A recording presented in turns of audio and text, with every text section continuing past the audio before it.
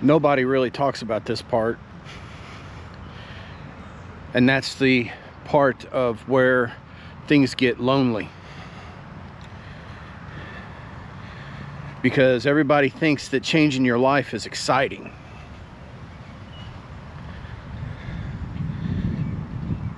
Until you realize it costs you people, comfort, routines, and the version of yourself everyone was used to. Because the fact is that we're all the same. We're all in the same script. But when you step out, it freaks those people out. And you know it does.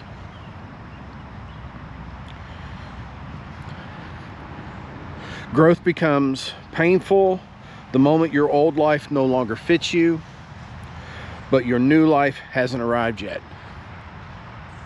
That's where I'm at. Caught in the middle. Do I go back to my old life? Or do I keep walking and pushing forward to the new one? I've already started feeling disconnected from a lot of old habits. Used to drink a lot. Used to dip Copenhagen. Used to carelessly spend my money. And then when I realized I've got a year left before the original target date of my retirement at 55. And here I am, poisoning my body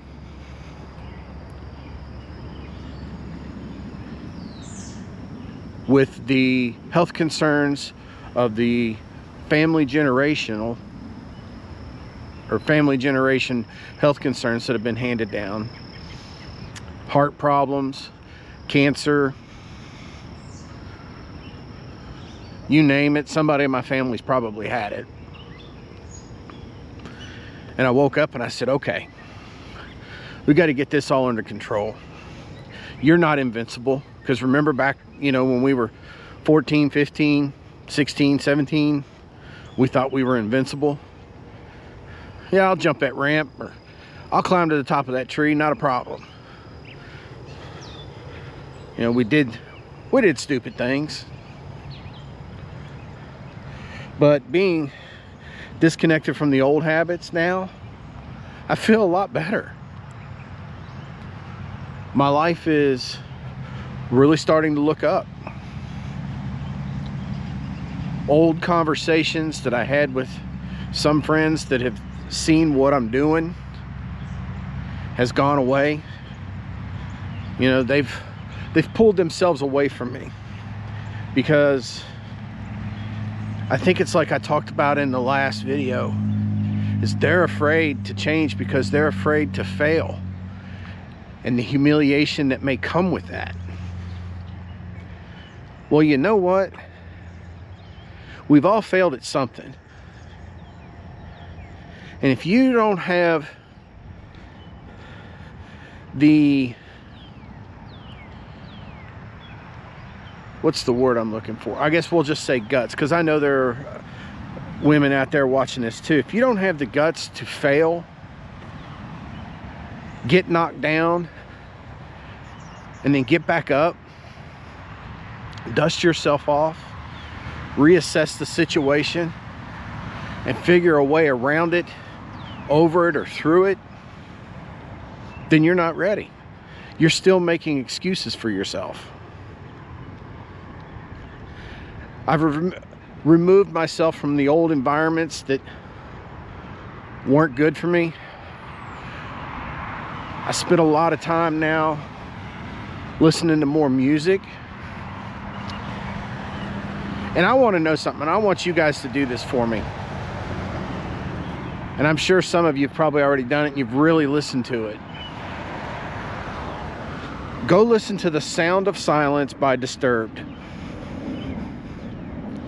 Just sit there, close your eyes, and listen to him sing. And then down in the comments, tell me what he's talking about.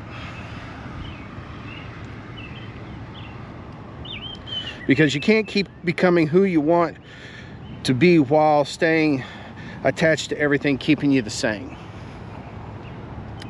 And we've got a major issue of doing that nowadays. You know, say, well, I'm going to change a little bit of this and that'll be enough. Is it really though? Is it really enough?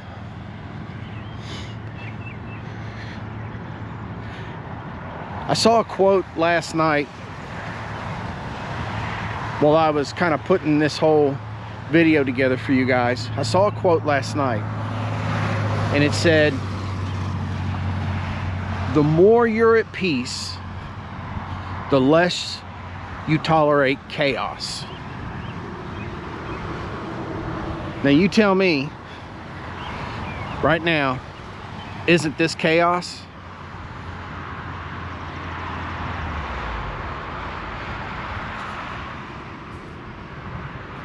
I mean, here we are. It's a holiday weekend. And the road doesn't seem that busy right now. I should have turned the camera around a little bit sooner. But it is. People are rushing home. You know, or rushing to wherever they're going. Got to get home. Or got to get to the next job site. Got to get to the grocery store. And let me tell you, I was in the grocery store earlier this morning. It's a freaking madhouse in there, and all I could do was just smile and giggle. Because these people, a lot of us out there, it's like looking at a bunch of robots. Solely focused on grabbing what they need to get out of there, to get home, because they think that that's their place of refuge. That's where their peace is. And it's not. It's not there. Unless you are making it there. Because then when you get home, well, kids are coming home from school still. There's probably no homework. You know, those final report cards are rolling in, so you're kind of in the back of your mind, you're kind of stressed about that. You know, did little Johnny pass the 5th grade? Or are we going to have to spend the summer going to summer school? Well, we got graduation coming up for our high school senior, and I don't have anything to wear. I'm gonna have to go back to the mall this weekend and find something to wear. I'm sure if you go look in your closet, you've got a nice pair of slacks and a nice dress shirt, maybe even a tie and a sport coat you can put on. If you're a woman, I'm sure you've got a nice dress in there, or even a nice pair of slacks and a blouse. Why go buy that extra stuff that you're going to wear one time?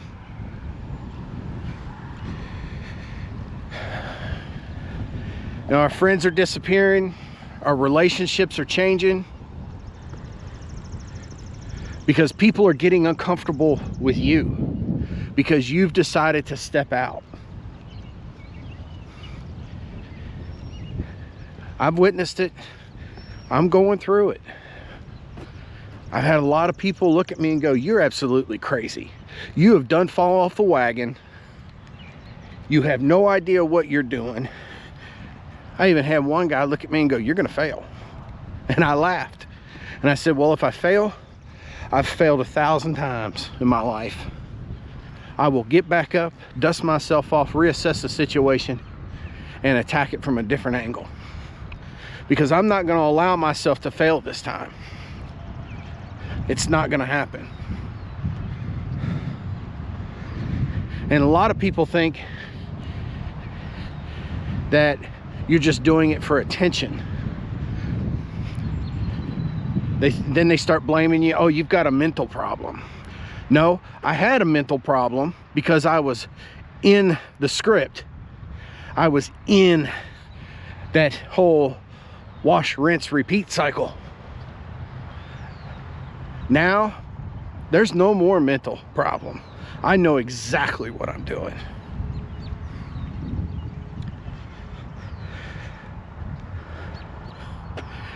Some people love the broken you. And the broken you is the same person that they are inside the script. Because the moment you start rebuilding yourself, you discover who was attached to your potential and who was attracted to your weakness. Because let's face it, we're all different. Every single one of us are different. Even if you're a twin, you're different from your twin brother or your twin sister. But we're all different. We all have got different levels of success. We all have got different levels of failure. We all have got different levels of ego. And let me tell you, some of you out there in the comments, I could see that ego in what you're typing sometimes. But that's okay, I just laugh at you. Because you have yet to realize what a lot of us are starting to realize. You'll get there, don't worry. I know you will. Just make sure it's not too late.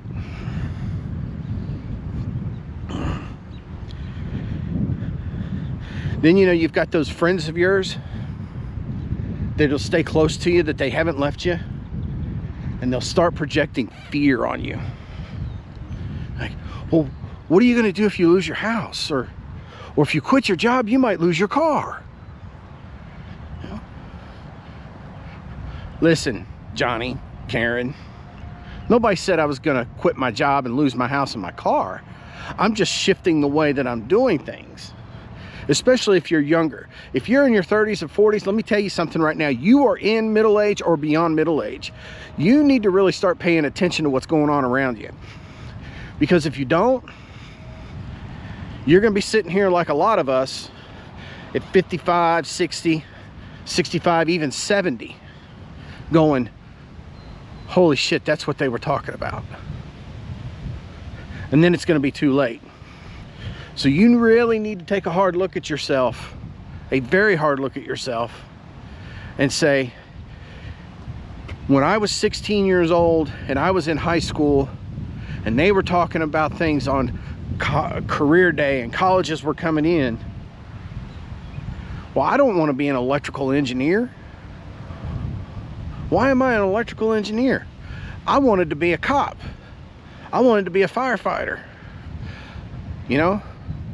One of the things, and this is a big thing here, and I remembered this a few days ago, as I was talking with a friend of mine that was in the Navy. When I went recruiting here in the state, one of the things I talked to these kids about was, what do you want to be, or what is your lifelong dream of a job for you? And typically they give you 3 or 4 answers. I had one kid look at me and go, well, I've always wanted to be a cop. Okay, are you sure you want to be a cop? Are you sure you want to get shot at? Are you sure you want to handle, you know, mentally ill people? Are you sure you want to handle, you know, drunk people? Are you sure you want to dive into the middle of a fight and break that up? Well, maybe. I'm not real sure. I never thought of it like that. Or, you know, oh, I want to work with computers. You want to work with computers, okay?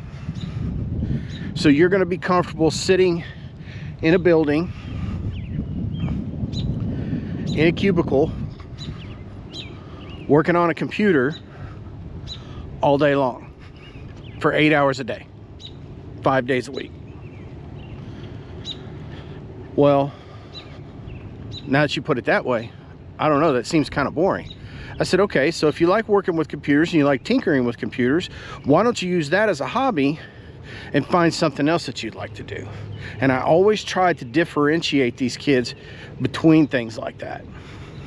Some of them took my advice, other ones, you know, just like any kid, just like when we were our age, a lot of the kids, you know, we didn't even listen to our parents half the damn time. So, you know, what do? You keep moving. You know, you just all you can do is give them the information that they need, put it in their toolbox, and let them use it when they do. So those of you that are 30 or 40 years old, you need to start taking a hard look at things and figure out where you're going to be in the next 10 or 15 years, and figure out if that's really where you want to be.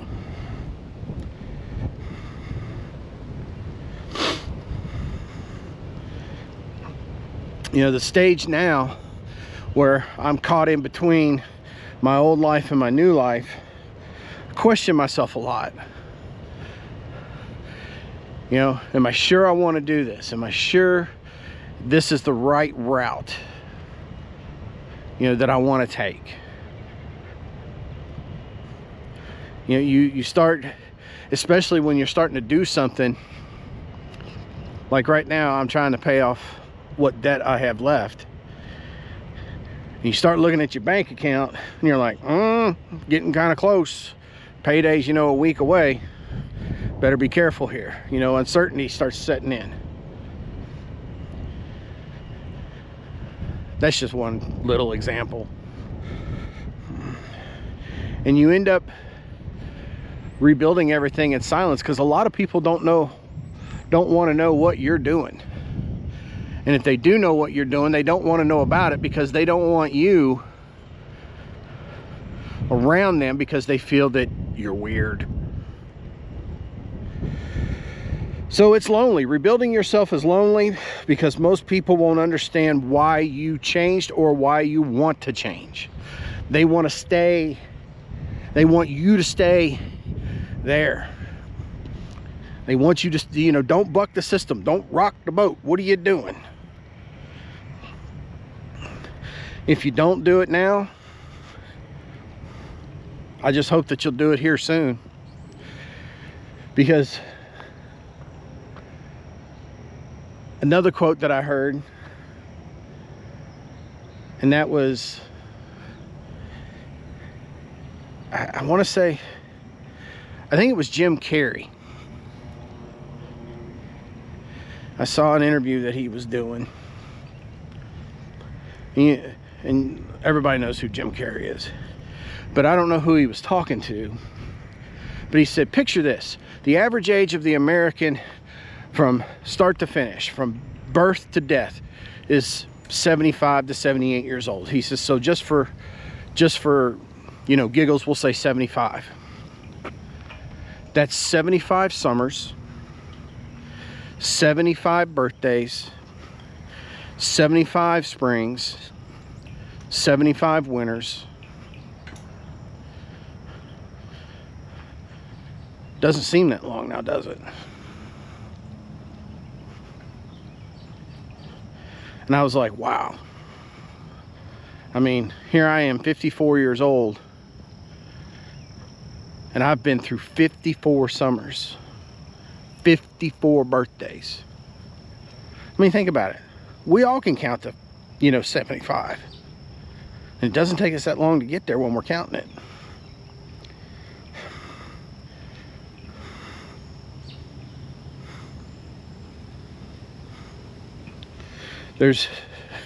And this painful season I'm in, where I'm still kind of connected to my old life, and I can see the new life and new changes that are going to bring upon that peace and that happiness.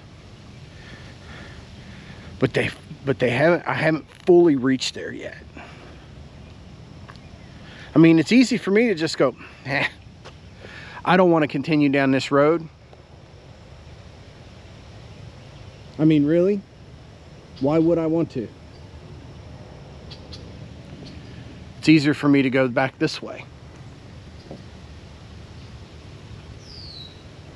But that's not going to happen.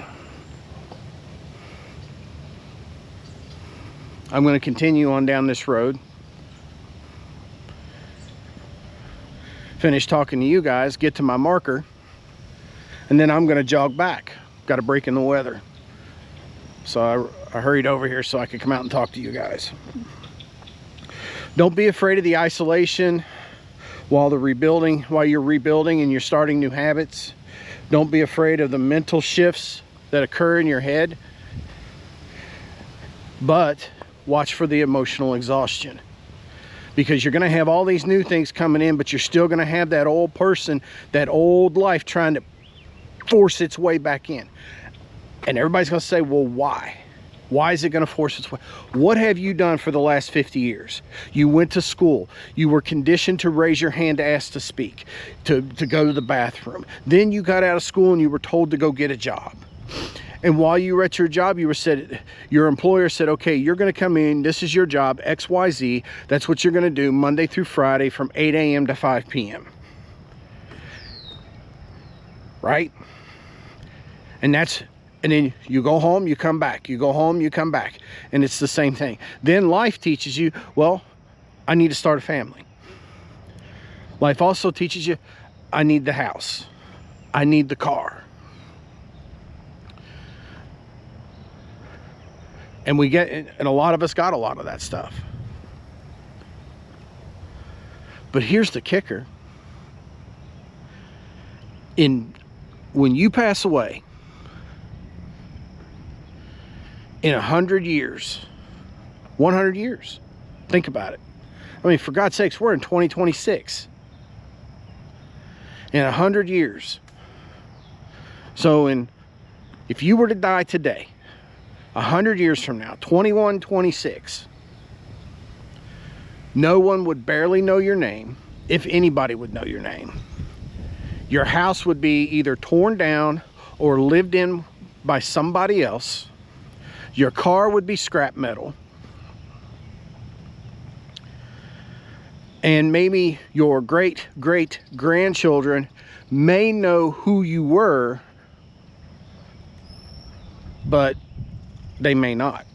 I mean, how many of us out there know our great-great-great-grandparents? I don't. I knew one generation back from my grandparents.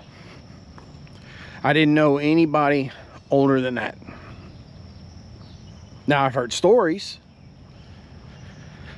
but never met them.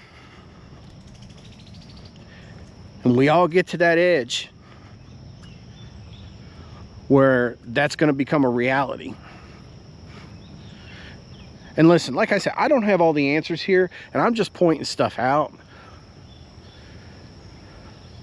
So we've got to start living like our hair's on fire, you know? I mean, we can't succumb ourselves to this script all the time, because it's just going to continue to rotate, and it doesn't matter who's in it. If we're in it now, your kids are being conditioned for it. Your kids are currently being conditioned for it. But it's even stronger now because we have social media, we have the electronics, we have everything to keep them silent. There was a study done here, I think it was 2 years ago, where they said the cognitive ability of the kids today in school is less than it was when we were in school.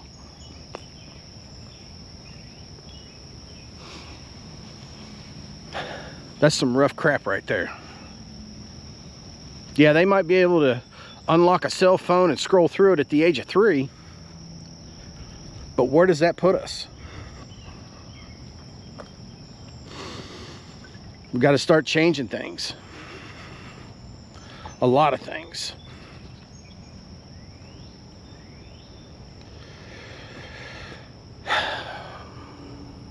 It's real quiet out here today.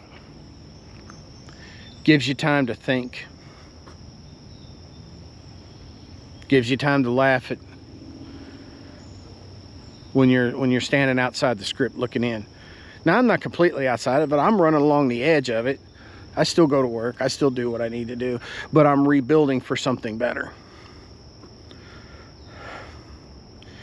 A lot of us are going to return to the lives that we are destroying simply because loneliness scared them from more than staying stuck.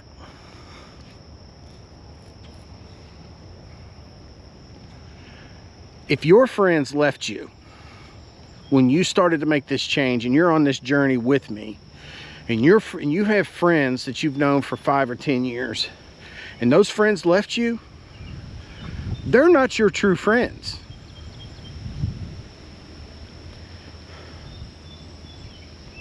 Don't let that scare you. If you're really lonely, that lonely, go get you a dog. Get a cat. I've got 2 dogs at home. I talk to them all the time and they just look at me like I'm crazy. But hey, at least they're with me. You know, it can be kind of a crutch, maybe. I'm not real sure. But I know that they're there. So if I've got to talk, they'll just kind of look at me and listen. They don't have to talk back. Kind of like a sounding board, I guess. Growth requires separation.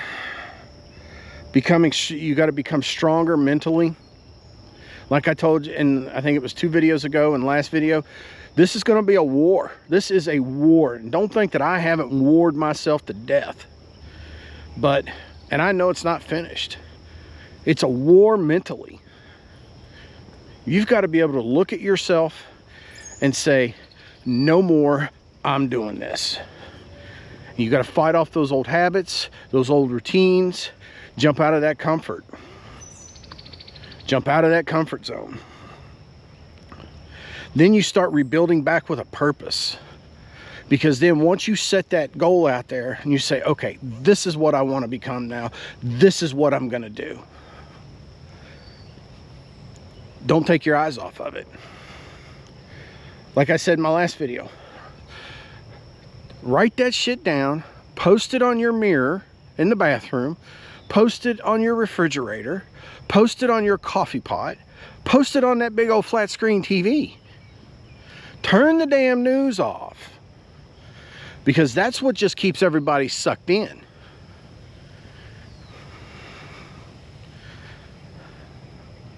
Think about it.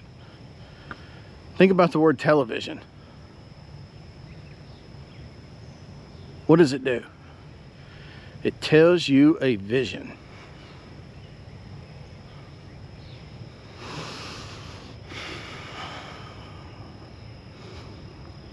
Yeah.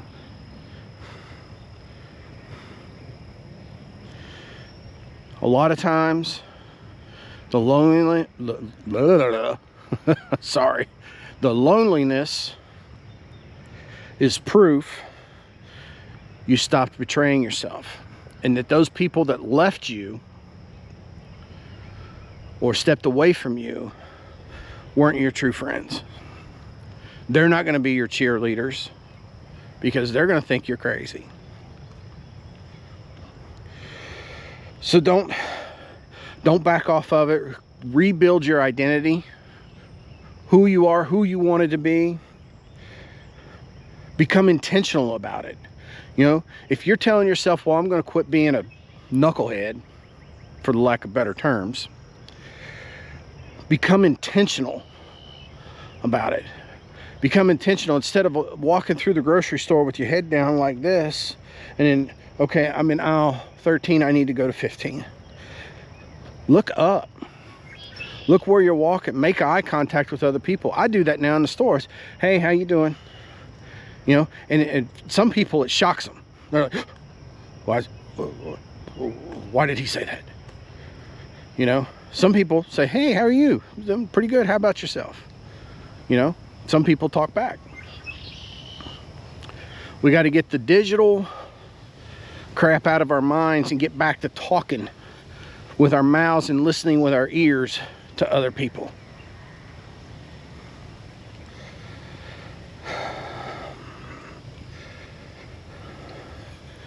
But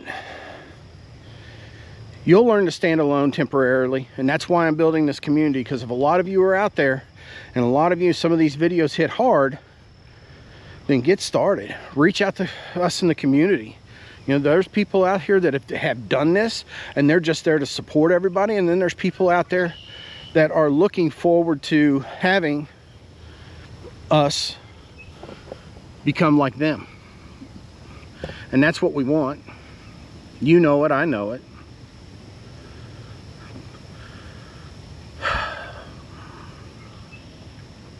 But I'm going to wrap this up with you guys, because we're sitting at 29 minutes, and I didn't want it to go this long. And I apologize for it. But I don't even know what to say at this point. Maybe losing what no longer fits you is the first step toward you becoming who you were supposed to be, if that makes any sense. Nobody will understand your rebuilding season because not everybody is willing to face their own. And the big driving component on that is fear. Because you don't want to deal with fear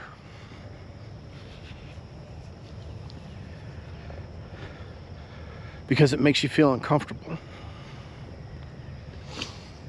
And like I said, I'm caught in that between the old me and the new me, in the middle. And you're right, sometimes it does get lonely. Other times it can be fun. Because what I do now is I'm on the outside looking in, or on the edge looking back in. I start to smile and I ask myself, when are they going to wake up and see it?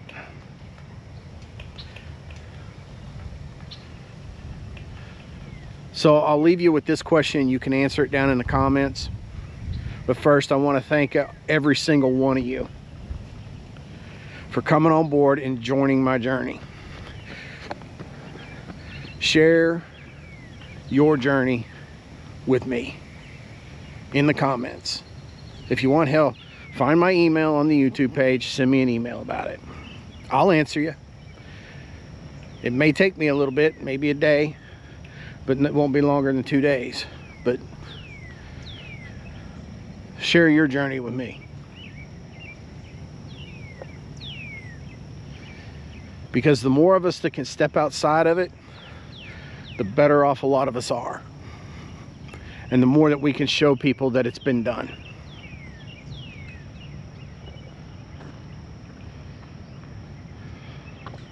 So now you answer this question down in the comments.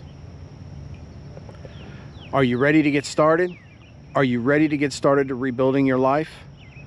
Because you need to do it now.